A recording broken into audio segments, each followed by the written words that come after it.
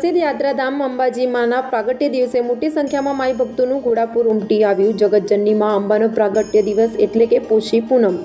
મા અંબાના પ્રાગટ્ય દિવસે મોટી સંખ્યામાં માઈ ભક્તો મા અંબાને દર્શને આવી પહોંચે છે, ત્યારે કેબિનેટ મંત્રી બલવંતસિંહ રાજપૂત પણ મા અંબાના દર્શને આવી પહોંચ્યા। મા અંબાના નિજ મંદિરમાં પૂજા અર્ચના કરી મા અંબાને શિખરે ધ્વજાર્પણ ચડાવી અને આ પ્રાગટ્ય દિવસનું મહત્વ અનેરું ગણવામાં આવે છે।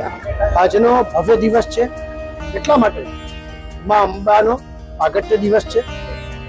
આજે દિવસ નિમિત્તે જે આપણી સંસ્કૃતિમાં જે જાણ્યું છે એ મુજબ અહીંયા આગળ દુષ્કાળ પડ્યો હતો એ વખત બધા જ દેવોએ માતાજીને બહુ પ્રાર્થના કરી અને માતાજી એ દિવસે શાકંભરી માના સ્વરૂપે અહીંયા આગળ પ્રગટ થયા હતા।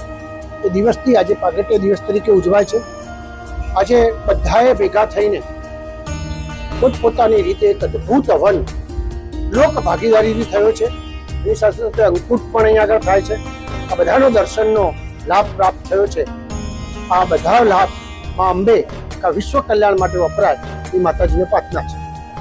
આજે પોષ મહિનાની પૂનમ એટલે માતાજીનો પ્રાગટ્ય દિન ઉજવવામાં આવે છે, રાજરાજેશ્વરીનું એવું એમ છે।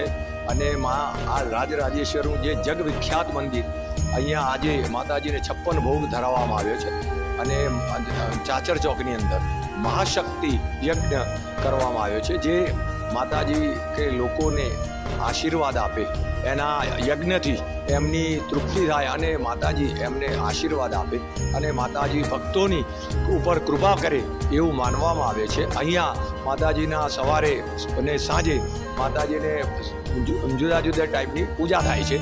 સવારે માતાજીની સવારી હોય છે, સાંજે માતાજીની સવારી હોતી નથી। સવારે માનો શણગાર થાય છે અને સાંજે પણ થાય છે। સવારે પણ માતાજીની આરતી થાય અને સાંજે પણ થાય। માતાજીને મધ્યાહને 12 વાગે માતાજીને આજે 56 ભોગ અન્નકૂટ ધરાવવામાં આવ્યો છે અને આજે રથયાત્રા આપણે માતાજીની એમ કે આજે નીકળશે એવું એક છે કે ભાઈ લોકો ભક્તો પણ અંદર સવારથી જ આજે ઠંડી હતી છતાંય માતાજીના માતાએ એ લોકો કે ચલો માની પાસે જઈએ અને આજે માતાજીનો પ્રાગટ્ય દિન છે એટલે આપણે માની પાસે જઈએ અને આપણી મનોકામના પૂર્ણ થાય અને માતાજી તો બધાની મનોકામના પૂર્ણ કરે છે। જય શ્રી અંબે। પ્રાગટ્ય દિવસનું મહત્વ અનેરું ગણવામાં આવે છે। આ પોષી પૂનમ એટલે કે શાકંભરી પૂનમ રૂપે પણ ગણના થાય છે। દંતકથા મુજબ જે તે સમયે પૃથ્વી પર દુષ્કાળ પડ્યો હતો ત્યારે ઋષિ મુનિ અને તમામ દેવોએ મા અંબા શક્તિની આરાધના પૂજા અર્ચના કરી અને મહાશક્તિ યજ્ઞ કર્યો, ત્યારે મા અંબા શાકંભરી દેવી રૂપે પ્રગટ થયા એટલે પોષી પૂનમને શાકંભરી પૂનમ તરીકે પણ ગણવામાં આવે છે।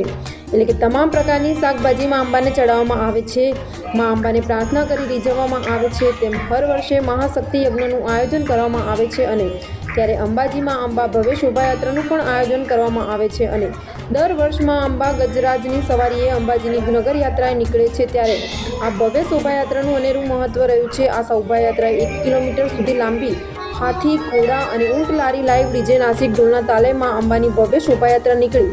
આ શોભાયાત્રામાં વિવિધ ઝાંખીઓ પણ આકર્ષણનું કેન્દ્ર બની છે। આ ઝાંખીઓમાં હનુમાનજી, મહાકાલ, મહાદેવ, નવદુર્ગા વગેરે ઝાંખીઓનો સમાવેશ થાય છે અને આ શોભાયાત્રામાં ભક્તો માટે 2100 કિલો સુખડીનો પ્રસાદ પણ વિતરણ કરવામાં આવ્યો હતો અને તમામ અંબાજી વેપારી વર્ગ દ્વારા અલગ અલગ જગ્યાએ પ્રસાદ વિતરણ કેમ્પનું પણ આયોજન કરવામાં આવ્યું હતું। વાજતે ગાજતે મા અંબાની ભવ્ય શોભાયાત્રા શક્તિ દ્વારા આવી ક્ષમા પણ કરવામાં આવ્યું હતું। રિપોર્ટર કિશન શર્મા, અંબાજી।